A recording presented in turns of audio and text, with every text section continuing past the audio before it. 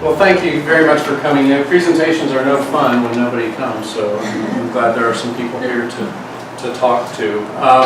I know it's a danger having this go through while we speak, but I know that you can listen with your ears and watch with your eyes. I think we all do this kind of thing. We put together videos and slideshows for kind of PR, but I really do think it's a valuable tool.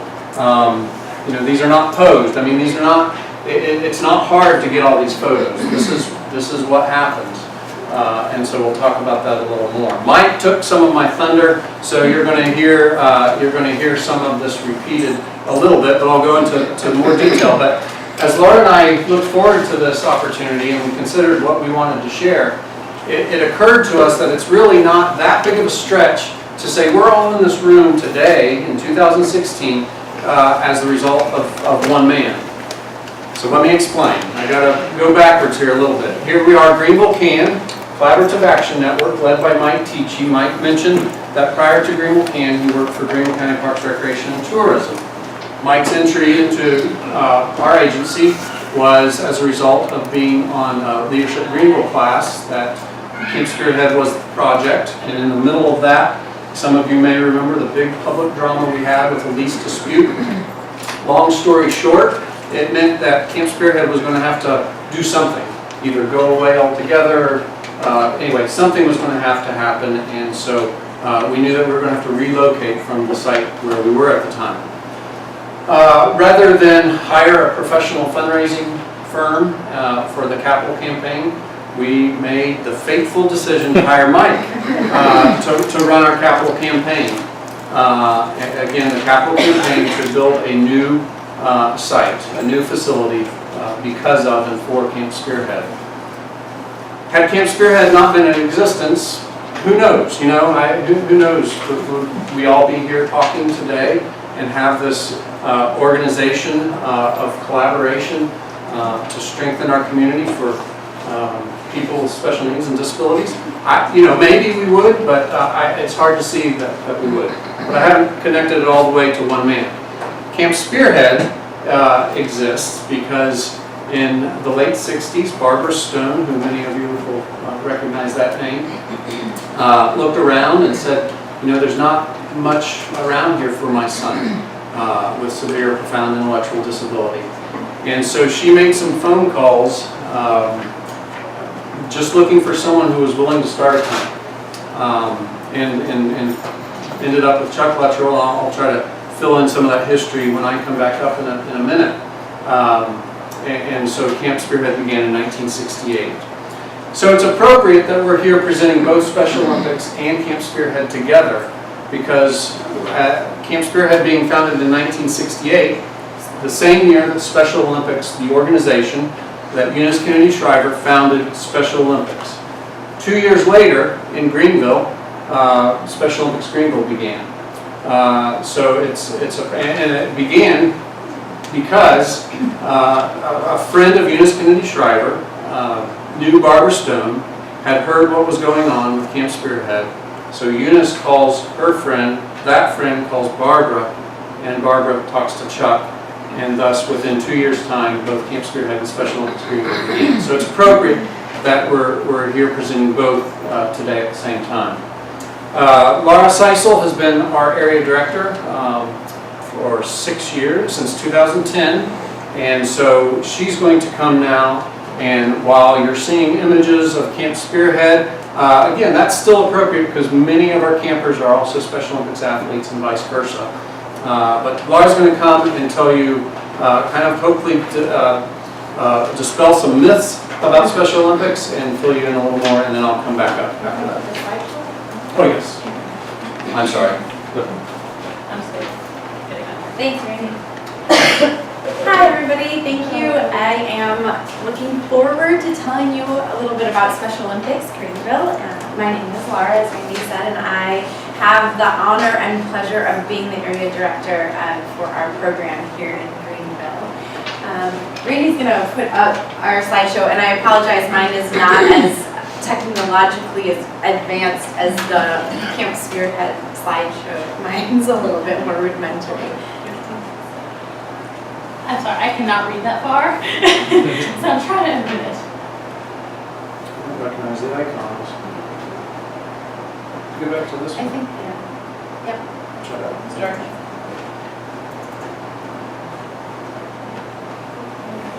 Maybe not. Well, I can hold it up and it will be really rudimentary. There. You looking at it? Right there.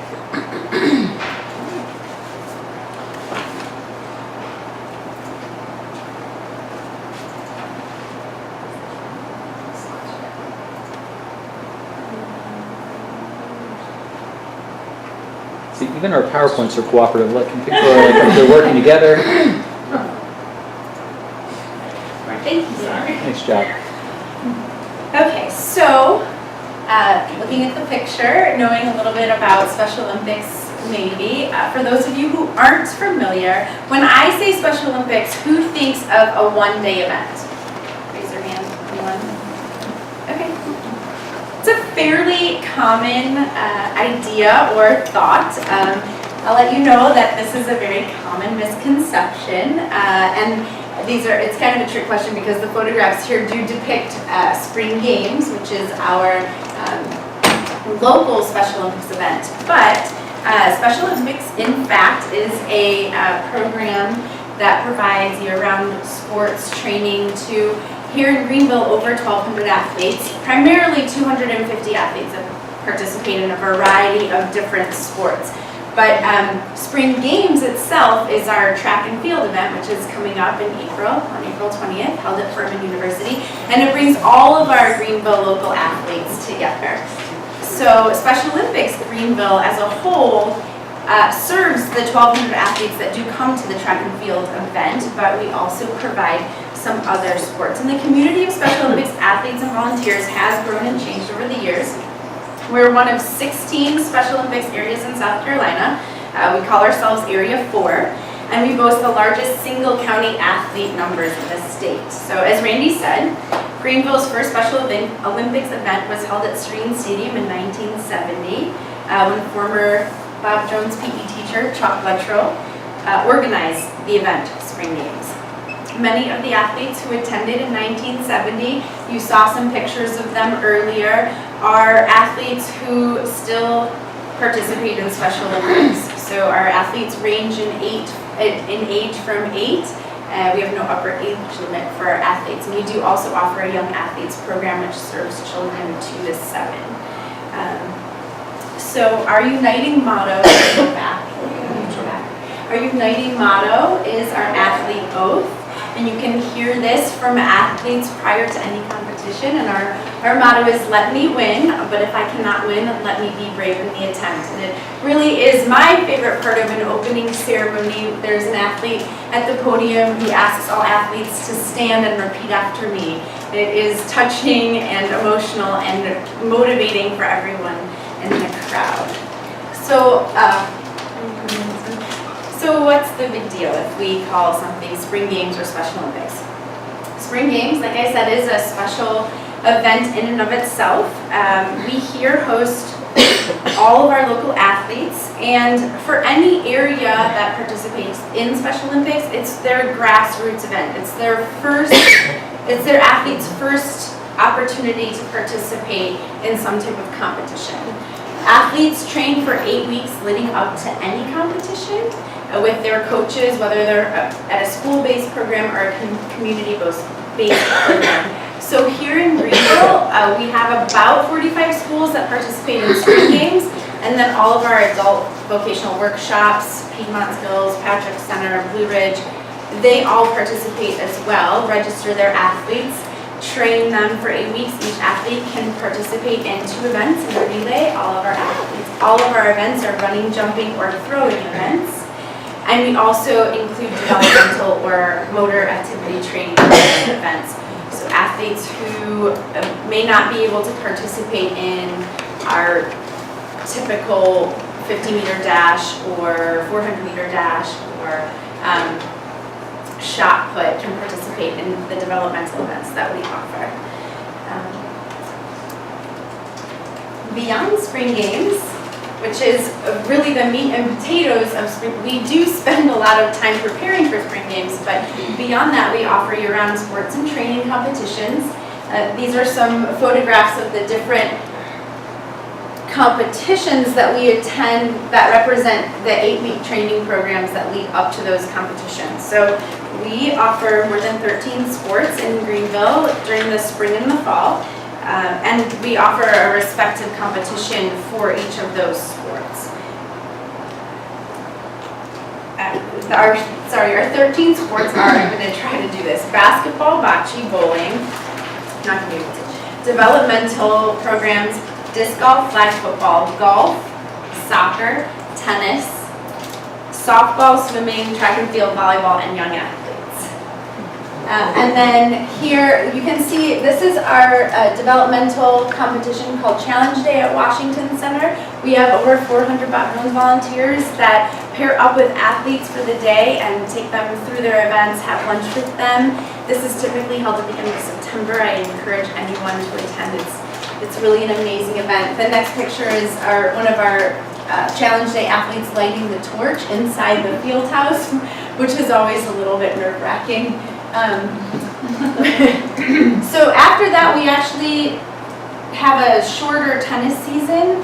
If you look right here, this is one of our athletes, Rachel Lewis, receiving her medal in Hilton Head. We traveled to Hilton Head for a 5-day national tennis tournament. We have athletes from all over the United States come and compete at great opening ceremonies, and it is in the lovely Hilton Head. We compete at the Vandermeer Tennis Center and have a great time. It's really awesome, and sunny skies, usually very fun. After that happens in October. Then we have Fall Games, which is a state competition in Greenville. I don't know if any of you have attended Fall Games. It's been here for about, 6 years since my first year working was the first year we had Fall Games here. That competition is bowling, soccer, flag football, disc golf, volleyball, bocce, school-based bocce, and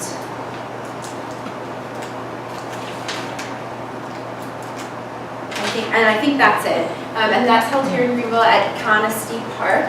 And also our golfers, and our golfers play out at Carolina Springs. These are some pictures of that. In February, we offer a local basketball invitational. That's this middle picture. It's been one of the local basketball invitationals that's been around the longest in Special Olympics, South Carolina. We had about 30 teams come this year, statewide. We offer competition in 5-on-5 unified and traditional, which I'll tell you a little bit more about unified sports in a moment, and also 3-on-3 basketball, unified and traditional as well. And then in this spring, with basketball season, we also have our swim season. This is a picture from our Greenville Gator swim team right here, and we just went to Anderson and competed in a competition there. We have a Greenville athlete who just started with us who beat a nationally ranked athlete, actually. So we're really excited to see what happens and what she does. We're going to travel to Fort Jackson in May and participate at the state level in swimming. We also have our tennis season going on right now. So our tennis team gets a chance to compete twice a year, once at a state event, and then we go on to a national event. And our state event is actually this weekend. We're taking 10 athletes to Columbia to participate there. In April, we're taking our basketball team to their state event. We're actually taking 4 teams to their state event. And then as a big final competition and celebration, we will go to Fort Jackson. It is a state competition. We stay in the barracks at Fort Jackson. We travel with all of our athletes on buses. High schools, middle schools, and elementary schools participate, as well as our community-based teams. That is our softball team after their game last year. That's our community-based softball team. So athletes ages 16 to about 45, excuse me, participate in that. And that is what we're looking forward to for the year. And as I said, we have unified sports. Many of the sports that are a part of the, many of the sports that we have are a part of this greater international movement called unified sports, which joins Special Olympics athletes with non-disabled peers. who are members of a team. They all plan a team together with a focus on peer-to-peer relationships. So the program fosters really great social development, friendships, community involvement outside of just sports. And athletes, Randy and I were talking about this earlier, athletes often have relationships with teachers, coaches, parents, but there is little, or we're growing the opportunity for athletes to have relationships with peers, particularly peers that have access to, I want to say, standard sports programs. So this is becoming a huge part of Special Olympics. We have unified volleyball teams, baseball teams, basketball teams, bocce teams here in Greenville, and so their peers from school come, train with them, practice with them, they all wear the same uniforms, and then they get to compete together. And they have their own specific medals. So this is a team from Eastside High School, and Kim Sinclair, who is the teacher right here, happens to be Mr. Chubbuck's daughter. So she is also carrying on the legacy. I'm going to get a little choked up. And then this right here is Rachel Lewis, and this is a great picture that kind of embodies what unified sports are. There are various levels in unified sports. Here in Greenville, we play unified recreation, which is sort of the middle level of the unified sport. We have unified development, unified recreation, and then unified competition. And the unified competition is really where there is no difference between an athlete and a peer athlete. And you can't really, there's not a large, right, in their athletic performance, there's not a large discrepancy. And then the unified recreation is where they are really working on bringing an athlete into the game and performing at a level to where they're carrying the game independently and themselves. So Rachel Lewis has just caught the ball for the final touchdown pass, and we actually won that game at Fall Games. It was the very last event at Fall Games. And her peer is standing behind her, really excited, cheering her on. So unified sports is something that you'll see more and more of. In Greenville, we have 9 schools that participate in the actual Project Unify movement. And these schools did, but other schools are welcome to apply to the Project Unify grant, and they receive money in order to help their program get funding. So some of you may be interested in that. I don't know if it goes beyond school groups, but it certainly may. They are out of the box thinkers. And then, so because Special Olympics there's never a fee associated with participating in Special Olympics, we rely solely on the support of our volunteers and donors. But it is our unified partners, coaches, and family members who make up this dedicated group of volunteers. Then they really embark on a lifelong journey, because the more people I talk to who volunteer with Special Olympics, they either were a part of spring games when they were young. As a middle schooler, they connected with an athlete. They were an athlete helper for a day, and then they came back. I get an email from people often saying, when I was in high school, I was an athlete helper. Is there a way I can get involved with one of your sports? And so that is where I really draw a lot of my coaches, unified partners who participate on a regular basis. All of these people are either supporters, or we recently had a fundraiser at the Alliance Gym off of Hayward Road, and the Greenville High baseball team helped. They partnered up with some of our athletes for a workout for a cause, and our ladies here, our athletes, are they love the camera, and they love the good-looking younger guys. So there's a plethora of pictures. So they're not much different than their area of Flushing, no. And we've had a great opportunity to get involved with Michelin, the Young Lawyers, Law Enforcement Torch Run, not just to build funds, although that is really important because we cannot do this without that money, but also to to bring some awareness into the community and to help spread the word and create an even bigger voice in our community. And our Michelin volunteers that come to spring games, we have over 350 of them that come and act as event officials.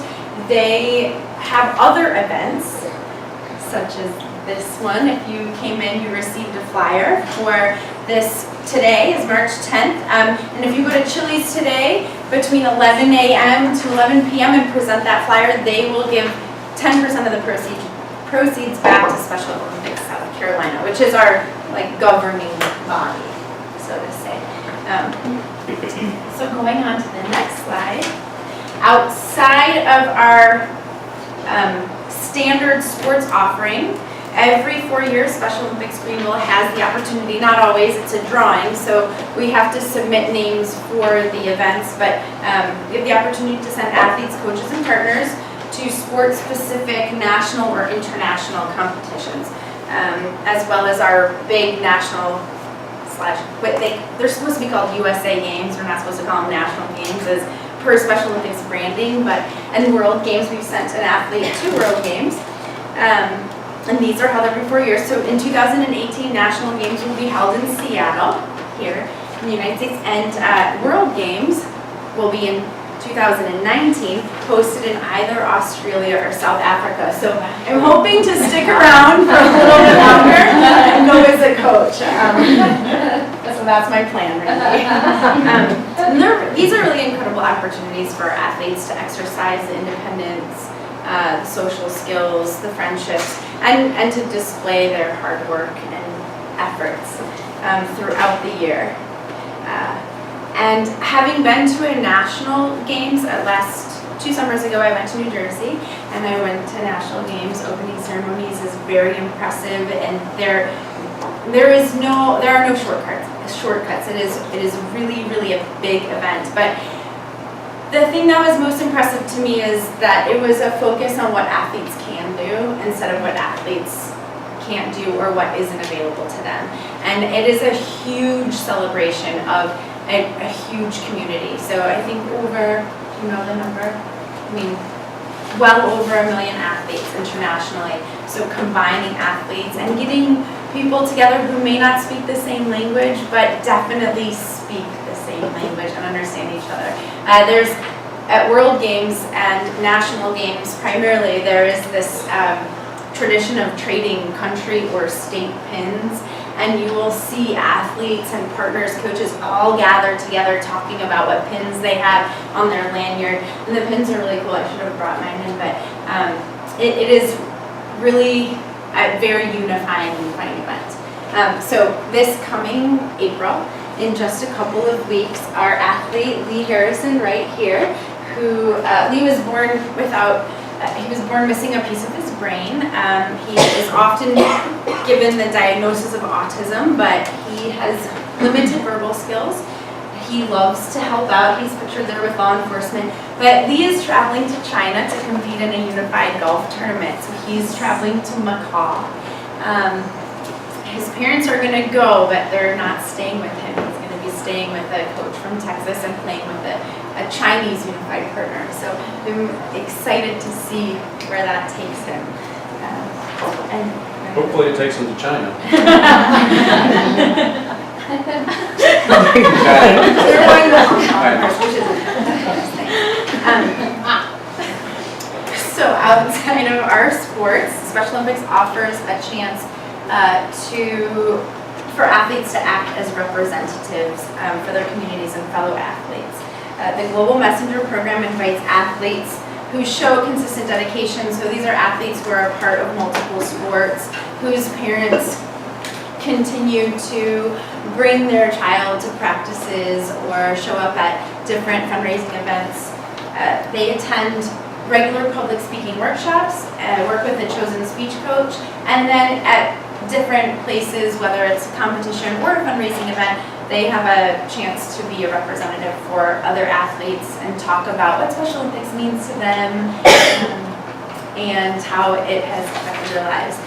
So I think the Global Messenger Program really thinks outside of the box. So they work with athletes who may have limited verbal skills and maybe They will interview an athlete and provide them with a card so that they can answer an interview question without having to speak. And I don't want to generalize too much, but our Special Olympics athletes do love the camera. So any time that they can get up in front of an audience and share their story, they tend to really enjoy that.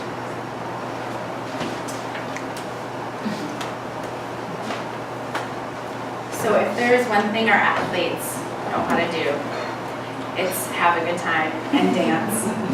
At the end of all of our state and national level competitions, we do have a victory celebration. This is in Hilton Head at that tennis tournament I was telling you about. So this is athletes from all over the United States. And you can see a couple of our athletes. There's Rachel Lewis. There's Randy's son, Chet,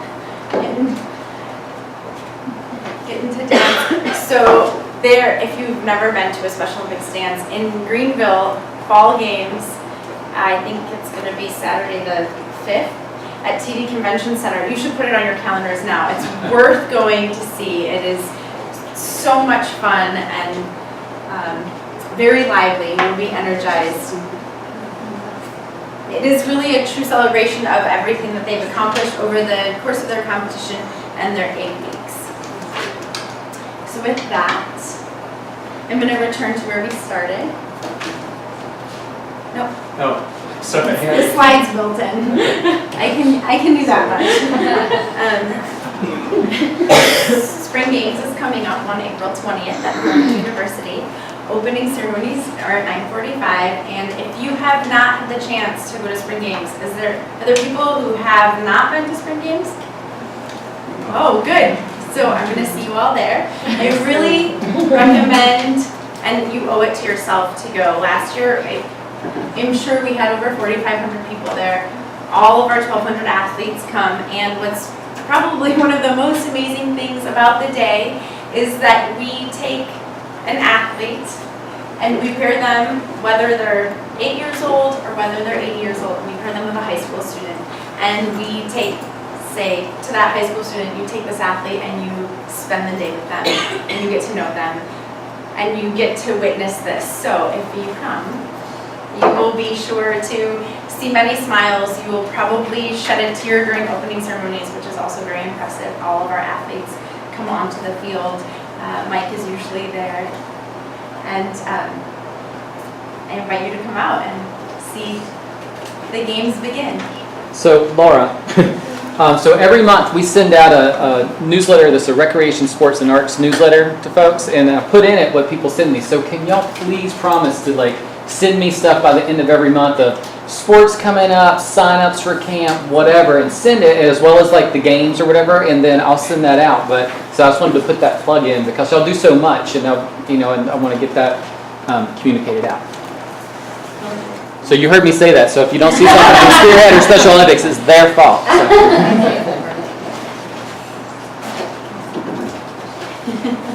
Okay. Thanks. It's a pact. All right. Thank you so very much. It was my pleasure to talk to you about Special Olympics. I just wanted to follow up on the one when Laura was talking about global messengers. It kind of occurred to me. This is not really a Special Olympics Inc. kind of philosophy, but it's kind of a local, more personal philosophy. We don't view Special Olympics as an end in itself. That's not the end-all be-all. Hopefully it's a pathway to bigger and better things. And two of those pictures that occurred to me, Andrew, the name some of you may have recognized, who's now at Clemson Life. And I gotta believe some of the experiences and training he's had with us helped him on that course. Not everybody gets into Clemson Life, right? So, and then Rachel, who's been mentioned many times. Rachel's currently doing 2 internships, one with Congressman Trey Gowdy and one with Senator Tim Scott. And again, I gotta believe that her training in global messengers and her exposure she's had in her life through Special Olympics Camp have been a help to her. Which is why I brought up Lee Harrison going to China, and although we do hope he does get to China, Lee's situation is a little bit different. His story is a little bit different. So there is a hope that it will be something that helps find him a job or really encourage those skills. You can just as long as the music doesn't start. So I wanted to go back a little bit to how I began and talking about, it's not too big of a stretch to say we're here because of one man. And I wanted to share with you my purpose of saying that. I just kind of left it. I think it's the power of one. I mean, in the late 60s, Chuck answering a phone call and saying, yes, I'll do this. And fast forward to 2016 and look at Greenville. I've told this to Mike so many times, many people.